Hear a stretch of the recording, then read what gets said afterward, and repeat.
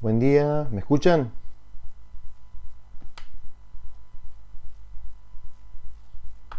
Buen día, ahí ya veo que se activó el chat. Recuerden colocar nombre, apellido, box y legajo. Eso es para el tema de los presentes. Que no se preocupen, digamos, queda todo grabado en el chat, ¿sí?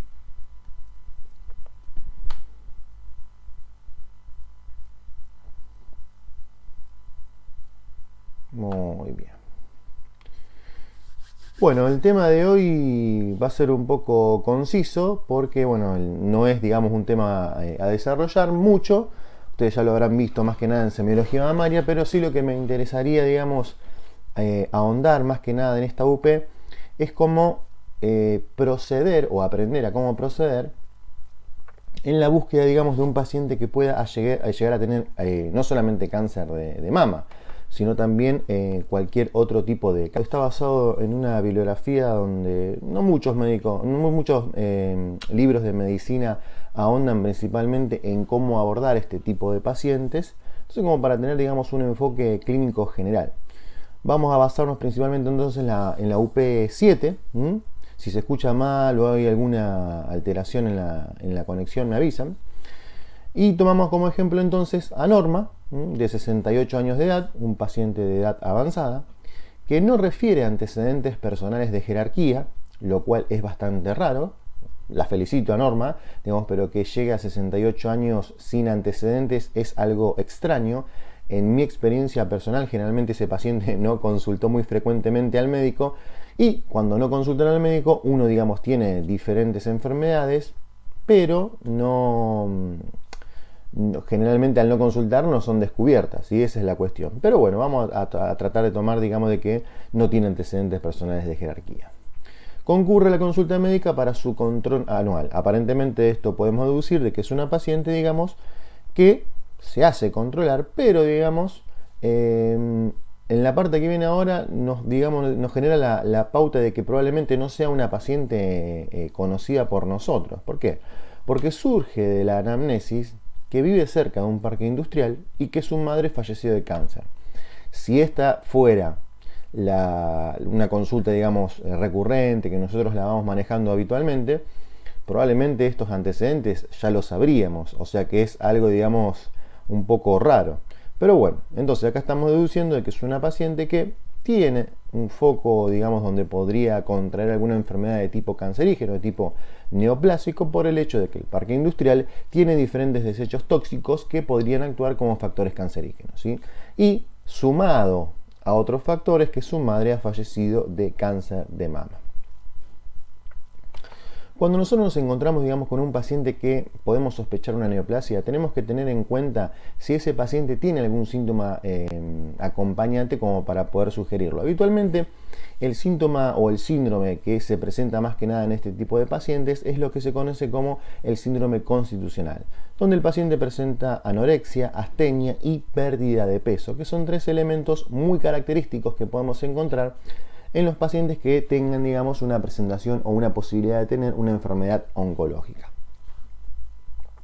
Habitualmente cuando el cáncer es de inicio primario, donde no hay, digamos, una afectación orgánica muy generalizada, vamos a encontrarnos con que el paciente puede encontrarse clínicamente asintomático y muchas veces el diagnóstico se realiza ya sea por la clínica o por un análisis accidental en cuanto a la realización de algún estudio, ya sea una imagen radiológica por una imagen rara en una radiografía de tórax, o en un laboratorio donde hay diferentes alteraciones que no tienen explicación o que conllevan a que nosotros realicemos exámenes complementarios para evaluar el porqué de esa alteración, como por ejemplo la elevación de las enzimas hepáticas en un paciente que no tiene alteraciones a nivel de esa región, ¿sí?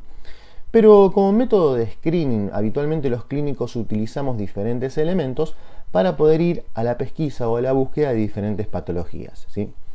En realidad el enfoque general, digamos, sugiere que tenemos que realizar una detección temprana porque la intervención terapéutica rápida constituye la clave para la curación de muchos cánceres. Es decir, si lo agarramos a tiempo, obviamente vamos a tener más posibilidades de tratamiento y de mejoría o de pronóstico bueno en relación a un paciente que estamos tomando un cáncer ya en estadios avanzados donde pudo haber afectados órganos que no son, digamos, sugerentes para poder realizar un trasplante o para poder reemplazarlo fácilmente, como por ejemplo el cáncer de páncreas, que de hecho es uno de los cánceres que tiene mayor mortalidad y de hecho el pronóstico de vida no supera el año y medio, ¿sí? O sea que son situaciones en las cuales nosotros tenemos que desarrollar un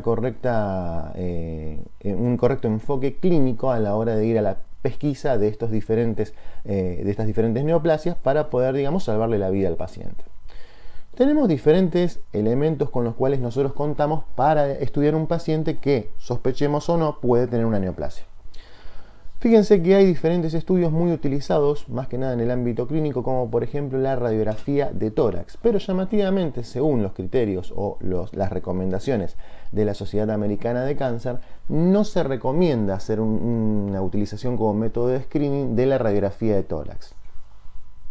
Esto se contrapone un poco con lo que realizamos en la práctica. En la formación clínica muchas veces va a haber una sugerencia primaria en cuanto al comienzo de estudio de un paciente que no conocemos de realizar una radiografía de tórax, pero eso no quiere decir que se realice en pos de la búsqueda de enfermedad neoplásica, sino que más que nada busca otros factores, como por ejemplo si estamos hablando de un paciente que es fumador de jerarquía, el hecho de conocer cómo se encuentran sus pulmones es un factor, digamos, muy interesante y muy importante a la hora de tener un comienzo de estudio basal, pero no hay, digamos, una diferenciación clínica significativa con la metodología de estudio mediante la semiología. Es decir, si nosotros realizamos un correcto examen semiológico, la radiografía de tórax no debería por qué sustituir este examen, ¿sí? Pero en cuanto a lo que se habla de cáncer de neoplasia, no se recomienda inicialmente realizar radiografía de tórax a todos los pacientes, así como tampoco la citología de esputo, o sea, el estudio del esputo en pacientes que puedan llegar a tener tos de carácter crónico. En nuestro medio tampoco, digamos, en pacientes que tengan, por ejemplo, EPOC, se recomienda cuando se enferman realizar un estudio de esputo. Habitualmente el tratamiento es empírico, el diagnóstico es clínico, salvo cuando estamos frente a un paciente con sospecha de tuberculosis, que obviamente va a tener síntomas acompañantes diferentes en ese sentido, ¿sí? Lo que sí se recomienda, y obviamente está muy avalado en nuestro medio, es la realización de una colonoscopia, que como pueden ver el cuadro es bastante práctico, se recomienda más que nada tanto en hombres como mujeres, en una edad superior a 50 años y cada 3 a 5 años después de exámenes anuales negativos. Este proceso, digamos, si bien es invasivo, tiene muy pocas complicaciones y es uno de los elementos que favorece la búsqueda para la detección de cáncer de colon, ¿sí? Otra prueba también que se recomienda, pero que tampoco está muy difundida en nuestro medio, es la prueba de Guayaco-Eneses, que hace referencia a la búsqueda de sangre oculta en materia fecal, y fíjense que también se recomienda a aquellos pacientes mayores de 50 años, donde la edad es habitualmente el factor más predisponente para la obtención o la probabilidad de tener un cáncer de colon, ¿sí? El tacto rectal, en este caso baja 10 años, se recomienda mayor de 40 años, está recomendado tanto para hombres como para mujeres, pero el hecho, digamos, de buscar alteraciones a niveles prostáticos hace por ahí que sea un examen más difundido entre los hombres, ¿sí? Habitualmente se realiza una vez por año y también se acompaña de una medición del antígeno prostático en sangre. Específicamente para las mujeres, la realización de un Papa Nicolau se recomienda a más de 18 años o menor si es sexualmente activa. Fíjense que se realiza cada 3 años, después de 3 pruebas anuales negativas, se puede realizar a más de 3 años, quedando a criterio médico. La realización de un examen pelviano, más precisamente en la mujer, entre los 18 y 40 años, habitualmente tomando en cuenta la edad reproductiva, se recomienda realizar cada 3 años, ¿sí? En mayores de 40 se realiza de forma anual por el hecho de ir a la búsqueda o la pesquisa de alteraciones endometriales, que coincide con el punto siguiente, que son pacientes de alto riesgo, más que nada en pacientes menopáusicas, menopáusicas, y habitualmente este examen aumenta con, digamos, cuando la mujer entra en un estado de menopausia, ¿sí? Encontramos el autoexamen mamario, que se recomienda realizarlo de forma mensual y en mayores de 20 años. Últimamente ha habido algunos disensos en cuanto a la realización del autoexamen mamario, porque se consideró que si no se enseña bien, o incluso enseñándolo bien, podría llegar a generar una confusión en la mujer, provocando que tuviera hallazgos, o como por así decirlo, falsos positivos, palpando, digamos, quizás un nódulo que es probablemente benigno, digamos, pero que podría llegar a causar un determinado estrés psicológico en la mujer, por el hecho de que al tocarlo uno no sabe lo que tiene. Uno, como habitualmente el que no está empapado en lo que sería el ámbito de la salud, no tiene por ahí mayores conocimientos de lo que puede llegar a encontrar. Entonces por ahí estuvo un poco criticado. En mi experiencia personal me parece lo más recomendable enseñar este tipo de exámenes para que la mujer, digamos, tenga cierta libertad a la hora de poder autoevaluarse, y el hecho de que conocer su cuerpo le va a permitir la detección más rápida de un nódulo o una tumoración que le llamase la atención, ¿sí? El examen físico mamario por parte del médico entonces se recomienda entre los 20 y 40 años y se debe realizar cada 3 años en mayores de 40 años. Se realiza cada año, y entre 40 y 49 años cada 1 o 2 años, ¿sí? Eso en relación también a la mamografía, ¿sí? Que habitualmente el tiempo que nosotros tomamos es cada 2 años. En mayores de 50 años se realiza de forma anual. Y bueno, el control de salud es muy variable, pero este esquema lo hace cada 3 años en mayores de 20 o cada año en mayores de 40. Eso va a quedar también muy determinado por el criterio médico de cada médico de cabecera, ¿sí? Específicamente hablando del cáncer de mama, sabemos que la edad media de presentación es a los 53 años, ¿sí? Esto no quiere decir que todos los cánceres aparezcan a los 53 años, sino que es una edad que se toma como promedio. Cualquier mujer en toda su vida puede tener un cáncer de mama, pero es más frecuente a partir de los 20 años, ¿sí? Es por eso que la pesquisa en ese rango de etario, digamos, en ese rango de edad, se realiza un poco más agudo.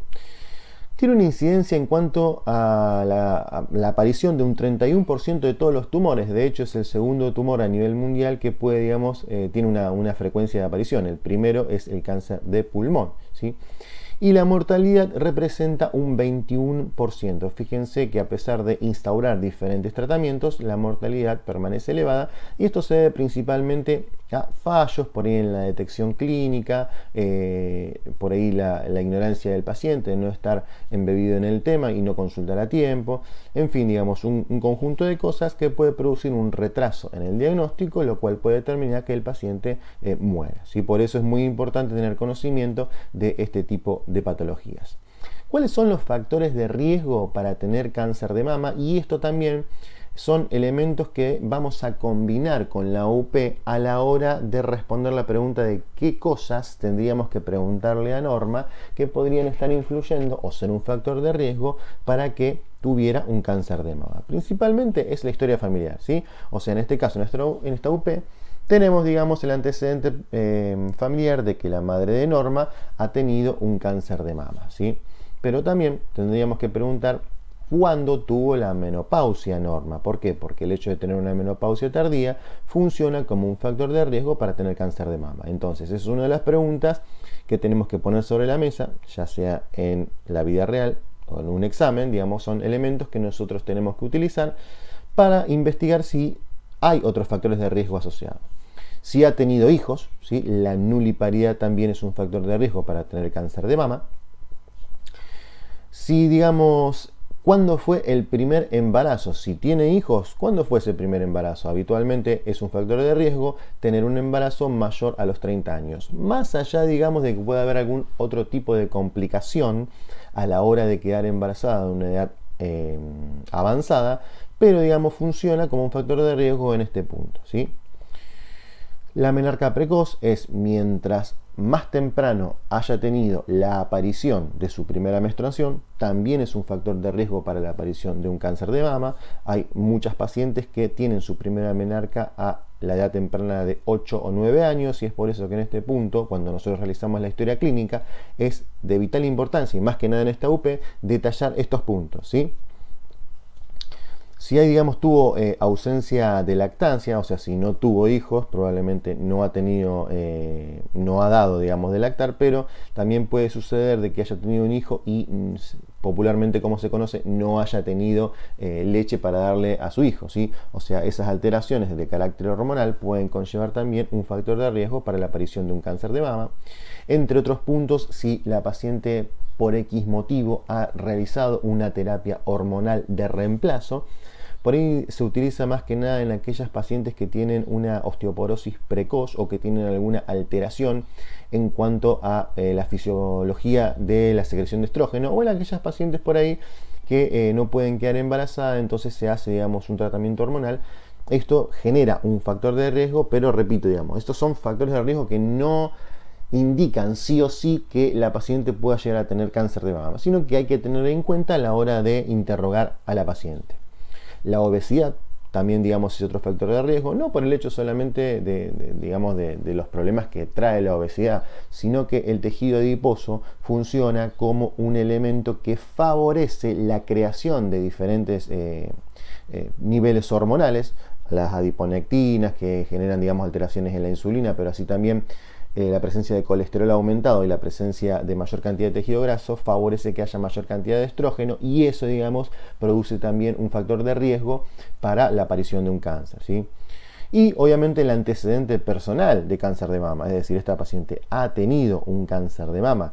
De eso, digamos, es un factor directo muy importante a la hora de evaluar este tipo de pacientes.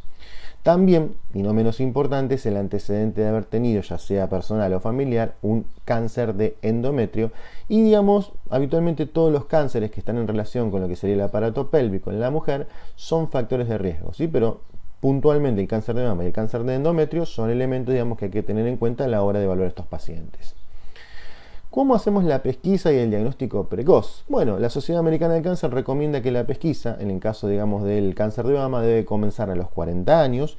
Entre los 20 a 30 años se realiza un examen físico de la mama como parte del examen general.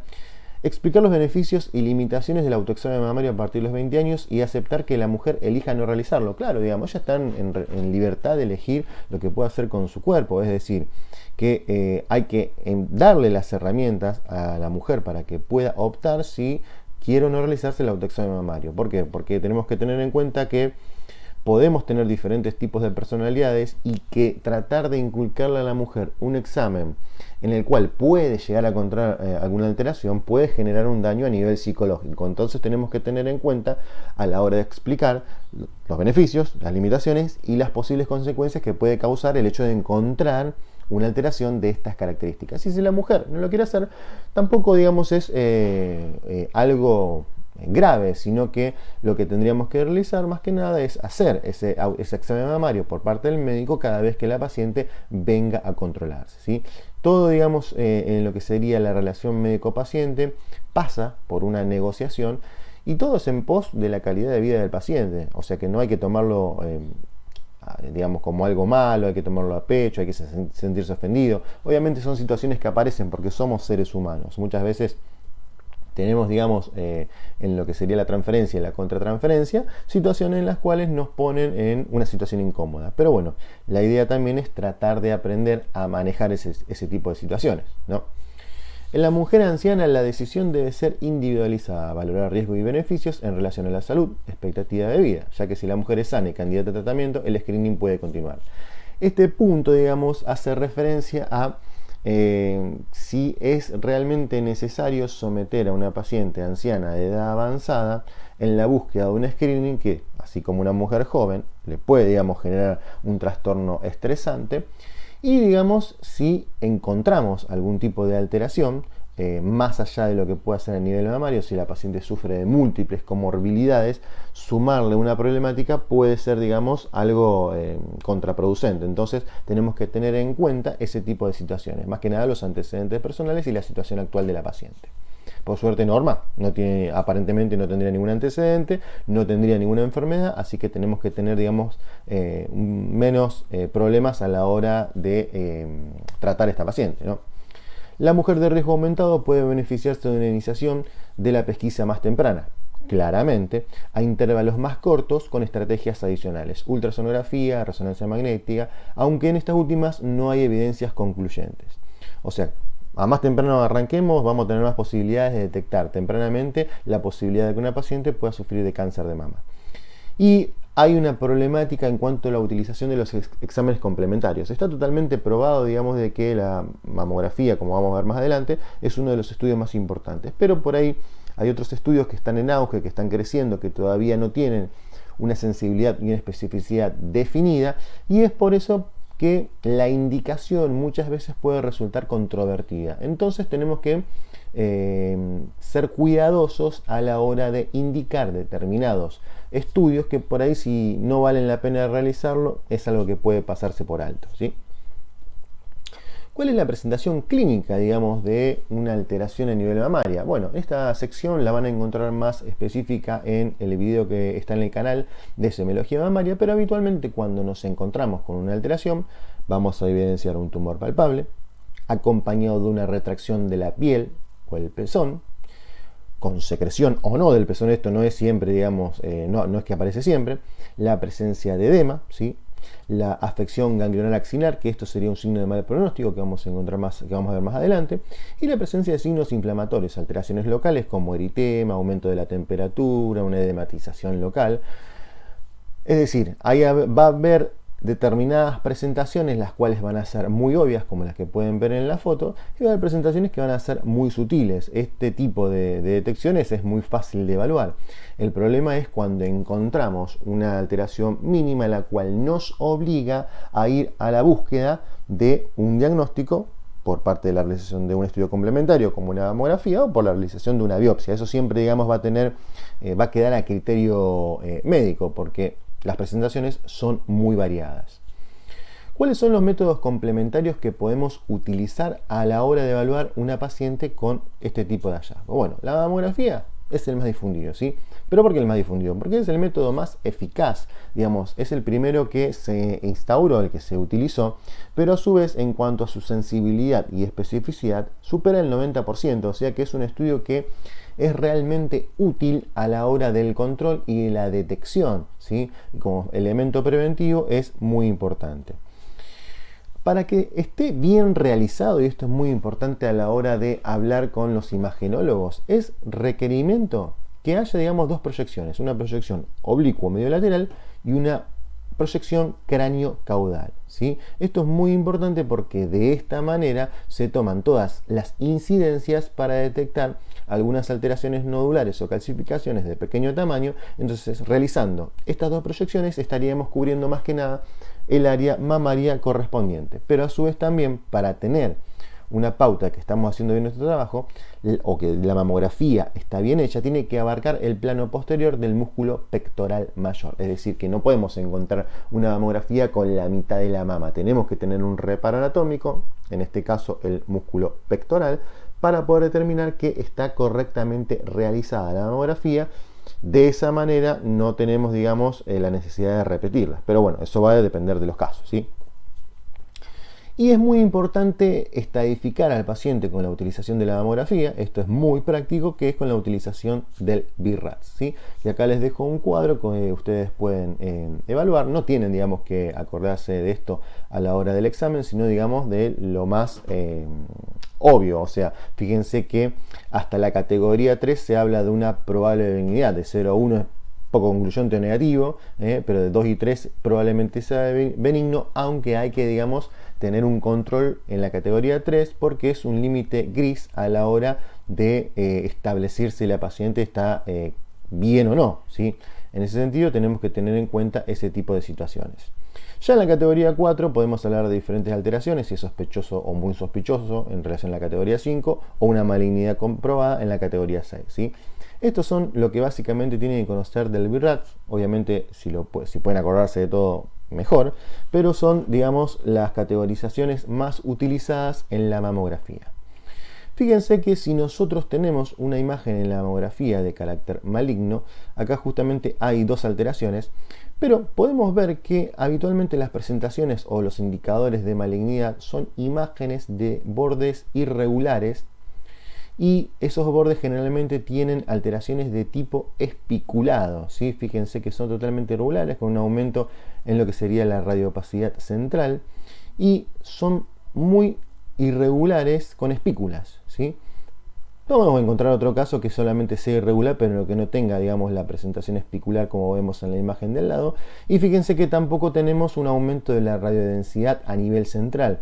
Esto me parece una muy buena imagen para hacer una comparativa y para que ustedes se den cuenta, obviamente, que la variabilidad es muy grande y vamos a encontrar otros tipos de imágenes, como por ejemplo las pequeñas microcalcificaciones, que aisladas no tienen, digamos, ningún tipo de significancia clínica, pero sí cuando se las encuentra agrupadas pueden dar a la formación de este tipo de imágenes. Pero esta es la imagen típica que ustedes pueden encontrar en una mamografía. Como método complementario en nuestra era está surgiendo lo que sería la utilización de la ecografía, que tiene, digamos, una gran importancia en las mamas imagenológicamente densas. De hecho, es muy utilizada en las pacientes jóvenes. ¿Por qué? Porque la mamografía en lo que serían las pacientes de entre 20 a 30 años pierde gran sensibilidad y especificidad por el hecho de la densidad mamaria. Entonces, hay una limitante a la hora de utilizar ese tipo de estudios que puede complementarse con la ecografía. Habitualmente cuando tenemos ese tipo de paciente se solicita directamente una ecografía y se complementa con el examen mamario. La ecografía tiene una limitación más que nada a la hora de encontrar las microcalcificaciones, porque en ese sentido no es tan eficaz como la mamografía, que detecta calcificaciones pequeñas. La ecografía, si no son muy grandes, no las va a detectar, pero en relación a otras características, como por ejemplo el hallazgo de quistes, supera ampliamente a la mamografía en ese sentido, ¿sí? Tiene una sensibilidad y especificidad similar en cuanto a la evaluación nodular, ¿sí?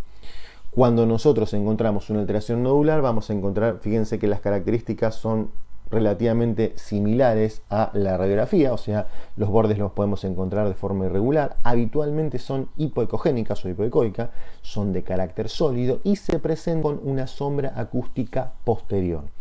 Habitualmente también lo que podemos evaluar cuando nos encontramos con un nódulo sugerente de benignidad es que son lisos en cuanto a sus bordes, son redondos o ovalados y habitualmente se encuentran paralelos a los planos profundos, ¿sí? Y en el caso, por ejemplo, del fibroadenoma, que es uno de los más frecuentes de encontrar, generalmente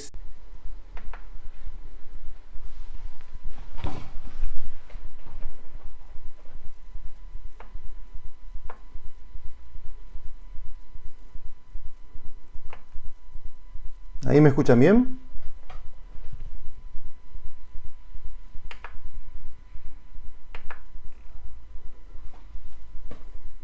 Ahí está. El día lluvioso pone errores de transmisión. Perdón. Perfecto. ¿Ahí me escuchas bien? ¿Se ven bien? Perfecto. Muy bien. Bueno. ¿Hasta dónde escucharon más o menos? Estamos hablando un poco de lo que sería la ecografía, con las irregularidades ecográficas que podemos encontrar. Bueno, eso me parece que queda bastante claro. Si tienen alguna duda o pregunta, me lo dicen, ¿sí? Ahí me están viendo bien todos. ¿Hay algún corte o algo?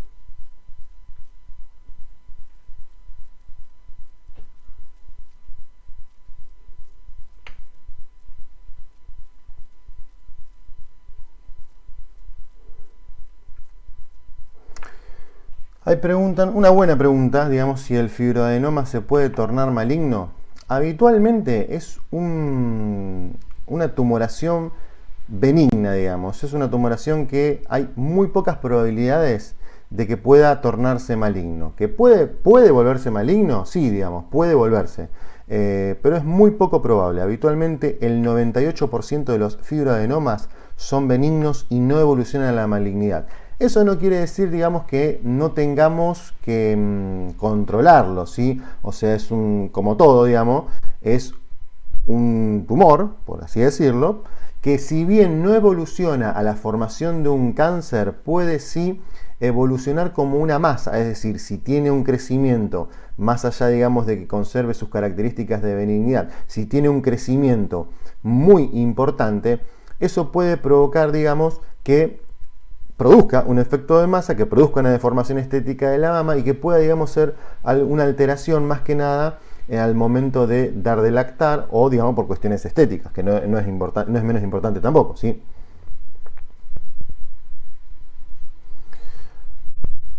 Otra pregunta interesante, digamos, ¿qué es lo que caracteriza que una mama pueda ser más densa que la otra? Principalmente por el tejido glandular, ¿sí? Eso es una variabilidad que tiene cada persona, o sea, más allá, digamos, de lo que puede ser de forma genotípica y fenotípica, por ahí no solamente esas dos características, sino también el hecho de la cantidad de tejido adiposo, si por ahí es un poco más denso en aquellas personas que son un poco más obesas, o es un poquito más denso en aquellas personas que tienen alteraciones de tipo hormonal, como en el síndrome de ovario poliquístico, ¿sí?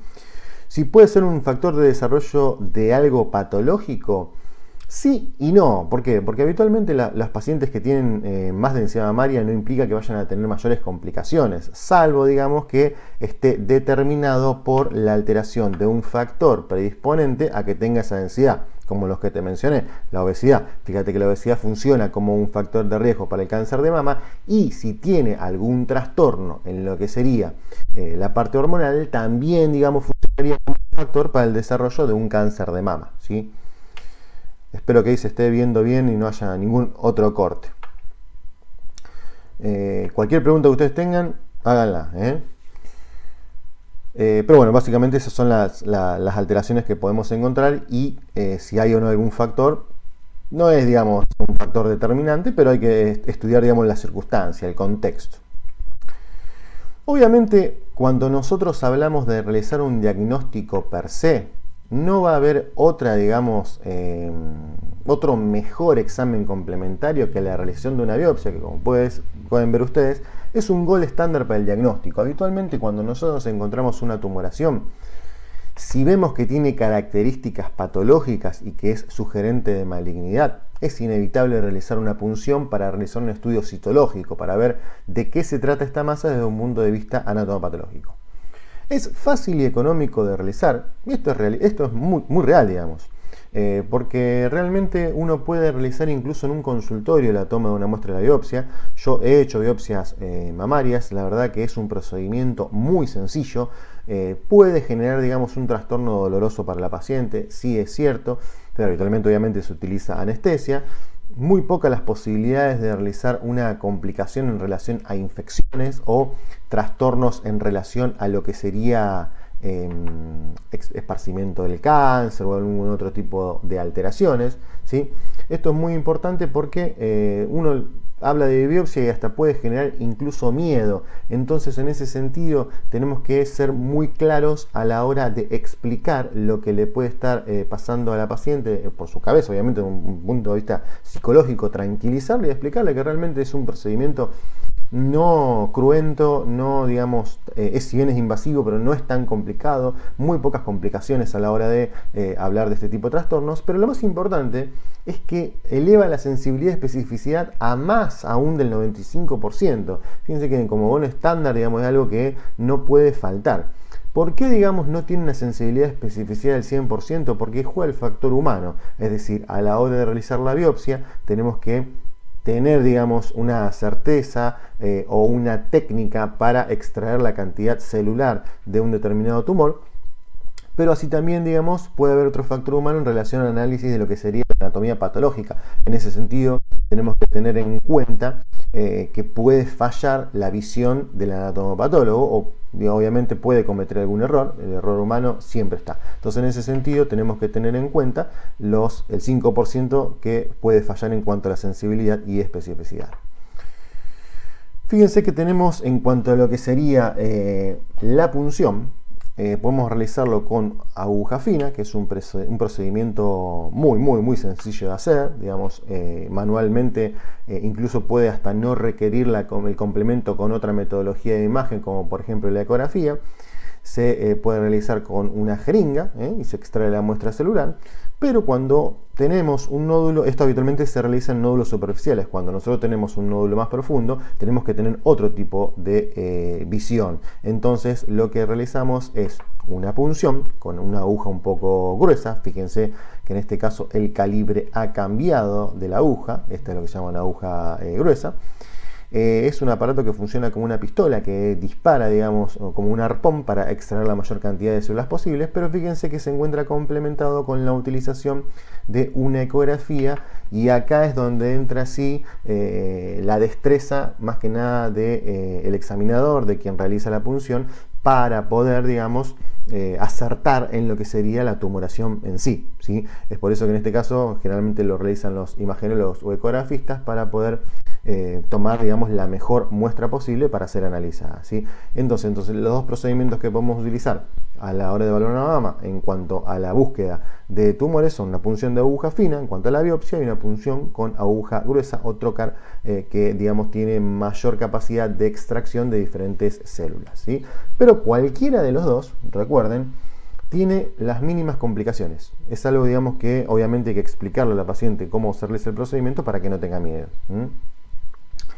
En cuanto a la anatomía patológica, la mayoría de los carcinomas se desarrollan en los conductos, ¿sí? Más del 80% lo hacen allí. En menor frecuencia, lobulillos y acinos, pero habitualmente la mayoría de los carcinomas son intraductales. Y acá les dejo una categorización de tipo anatomopatológico en cuanto a la división de infiltrantes y no infiltrantes y de las características intralobulillar, intraductal, ¿sí? O lobulillar infiltrante o ductal infiltrante, ¿sí? Fíjense que hay una variación en cuanto a la clasificación, pero esta es una clasificación general que les va a ser de mucha utilidad a la hora de hablar con un anatomopatólogo, ¿sí?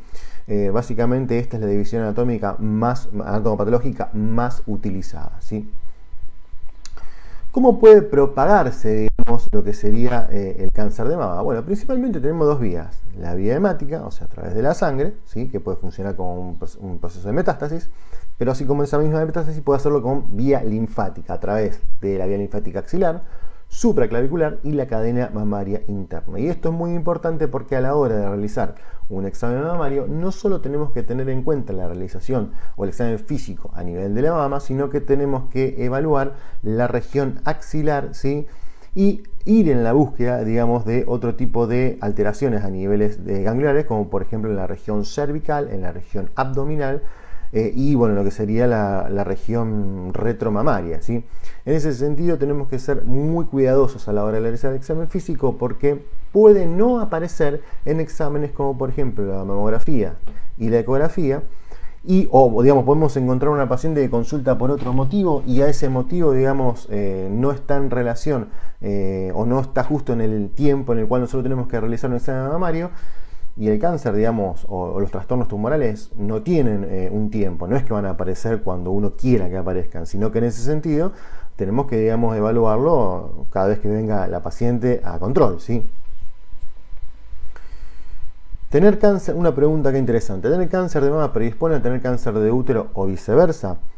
Bueno, como mencioné con anterioridad, más que nada es el cáncer endometrial, ¿sí? Si tienen relación entre ellos, tienen una cierta relación, pero no es que si vos tenés uno necesariamente vas a tener el otro, ¿sí? Ya, digamos, el hecho de tener cualquier antecedente de cáncer hace al médico o pone al médico en alerta en la búsqueda de los diferentes tipos de cáncer.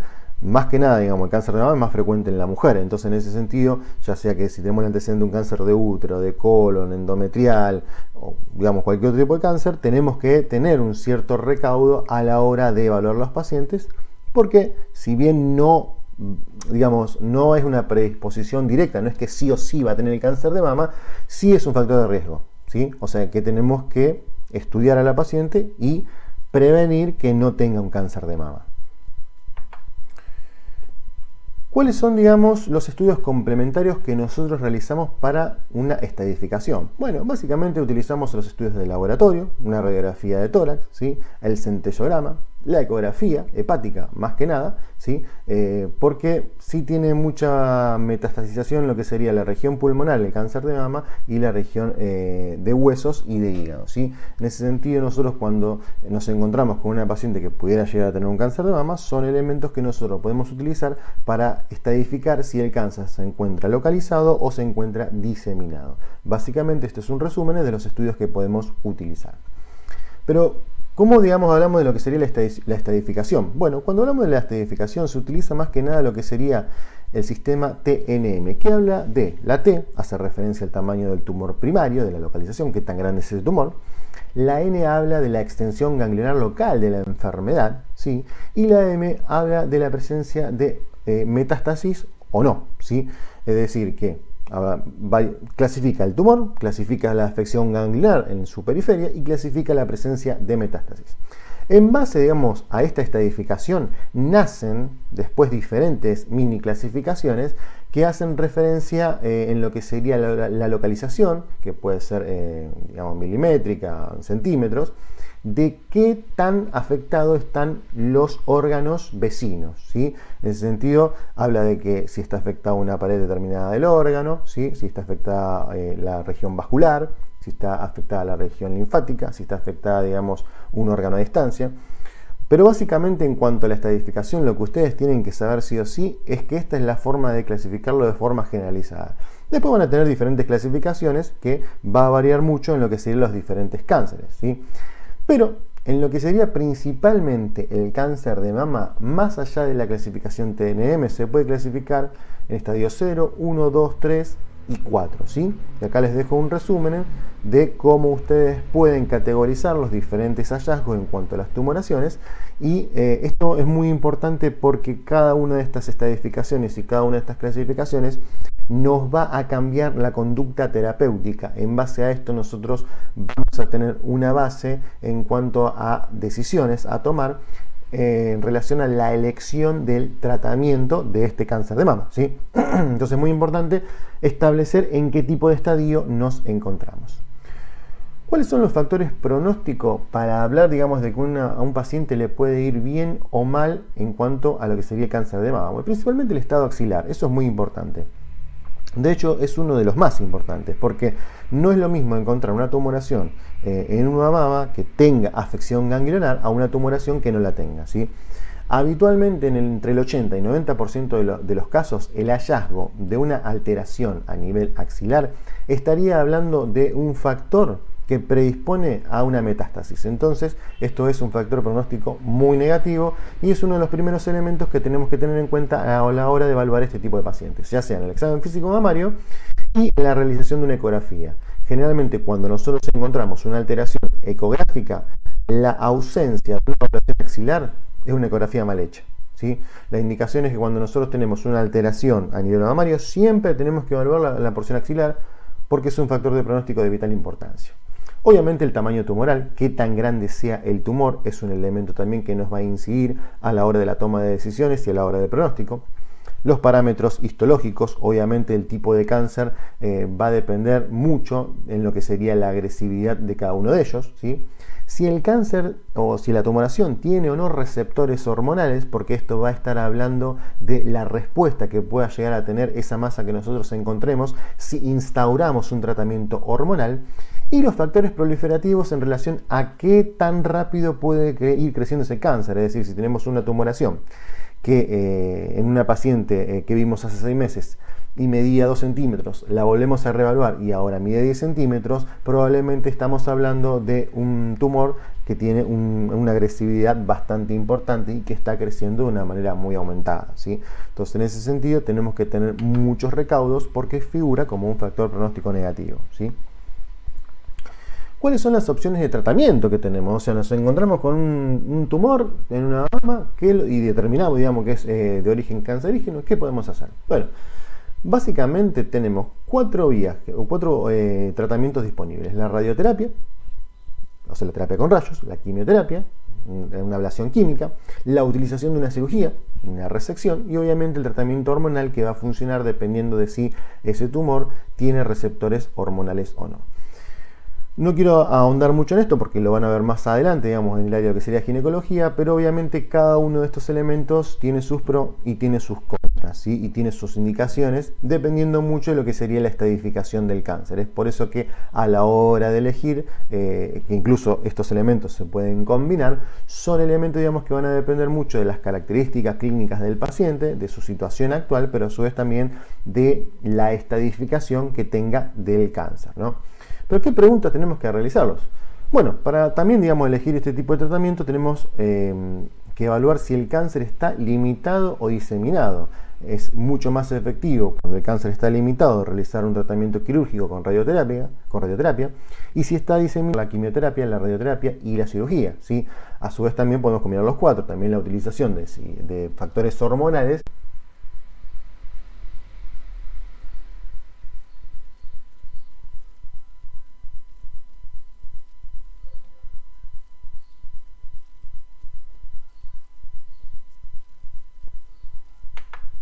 ¿Ahí me ven bien?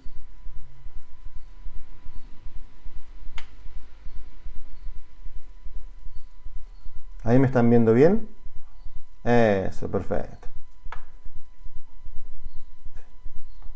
Voy a tener que revisar la conexión a internet, no sé qué pasó. Bueno, bueno, como les decía, digamos, dependiendo, digamos, de las características clínicas del paciente, lo que vamos a intentar es la curación o la paliación, ¿sí? Pero bueno, obviamente eso va a depender de las características del paciente y qué resto tenga el paciente para soportar, en el caso de por ahí si intentamos una curación, un tratamiento agresivo o no, ¿sí? Bueno, ¿cuál es el estado general del paciente? No es lo mismo tratar a un paciente que tenga diabetes, hipertensión, problemas renales, digamos, a un paciente que no los tenga, ¿sí? Norma, bueno, en este caso tiene 68 años, pero aparentemente está bien de salud. En ese sentido, digamos, si trataríamos de hacer un tratamiento en lo que sería la curación del cáncer, quizás Norma podría soportarlo o tolerarlo de una forma bastante adecuada, ¿sí? Pero bueno, son situaciones las cuales tenemos que evaluar a la hora de realizar un tratamiento. Y, digamos, otra cuestión es si el paciente presenta o no síntomas. ¿Por qué? Como les mencioné al principio, digamos, si un paciente es sintomático en ese sentido, muy probablemente estaría hablando de que el cáncer podría estar bastante avanzado. Habitualmente el cáncer es asintomático y los síntomas que presenta, más allá del síndrome constitucional, generalmente son ocasionados por un trastorno local, es decir, si el paciente tiene un dolor a nivel mamario, si la paciente tiene secreción, digamos, por el pezón, son situaciones que puede provocar, digamos, o que nos puede dar indicios de que el cáncer se encuentra bastante avanzado, ¿sí? Y obviamente la relación riesgo-beneficio. Es necesario, digamos, realizar un tratamiento en un paciente que quizás por ahí no va a tener un beneficio adecuado, o sea que le vamos a traer más complicaciones que soluciones. Bueno, eso siempre, digamos, va a estar en pos del criterio médico a la hora de evaluar el camino a seguir en ese sentido, ¿sí? Entonces son varias preguntas que tenemos que realizarnos a la hora de enfocar una terapéutica con cada diferente paciente, digamos, que nos podamos encontrar. Bueno, hemos llegado hasta acá con la clase. Si tienen alguna pregunta, los escucho. Disculpen por los cortes reiterados que fueron sucediendo. ¿Alguien quiere preguntar algo? ¿Alguien tiene alguna duda? ¿Alguna pregunta?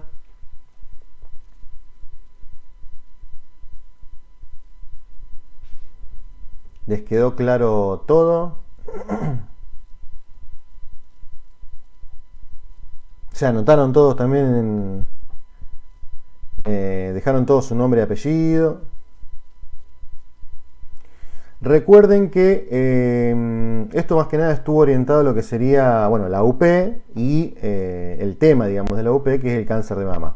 No sé si vieron, digamos, porque figuraba por ahí lo que sería el tacto rectal, les dejé un video como para que ustedes puedan ver un poco lo del tacto rectal. Obviamente que es una práctica que no se puede mostrar en vivo, bueno, obviamente las situaciones, pero encontré algún video que se utiliza, digamos, con los muñecos. Ustedes no tuvieron la oportunidad de ver, pero en la facultad nosotros tenemos, digamos, lo que sería el área de prácticas, donde utilizamos también los muñecos como para practicar lo que sería el examen físico mamario y para practicar lo que sería el examen del tacto rectal, ¿sí?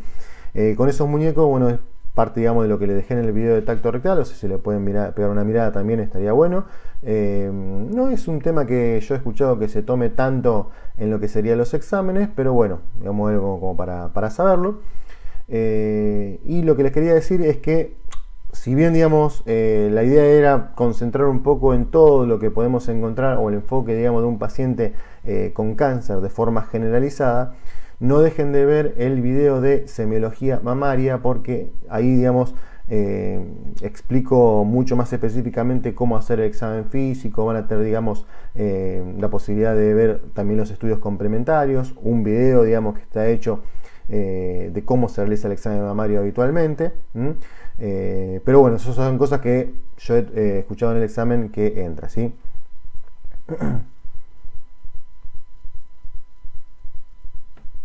Bueno, entonces, si no tienen ninguna duda, o si les surge alguna otra duda, mándenme un mensaje al WhatsApp. Y si quieren, digamos, algún tema que no les quede claro, algo, yo les puedo subir un video, eso no hay problema. Pero bueno, creo que esta sería la última UP. Así que cualquier cosa, igualmente, más allá de todo eso, siempre, digamos, las dudas que ustedes tengan, me pueden consultar. ¿Estamos? Bueno. Bueno, chicos, entonces nos estamos viendo. Si nadie tiene duda, disculpen los cortes, sí. Los grupos que participaron de la clase de ayer, ¿cómo será la entrega del formulario? Mándenme al WhatsApp cada uno, digamos, de las historias clínicas, que yo las voy corrigiendo y les voy mandando una devolución personalizada, ¿sí?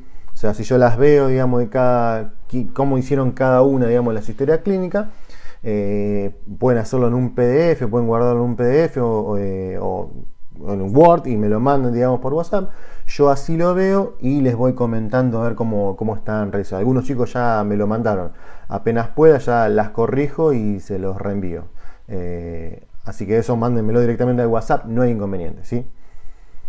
Bueno, cualquier cosa entonces me avisan.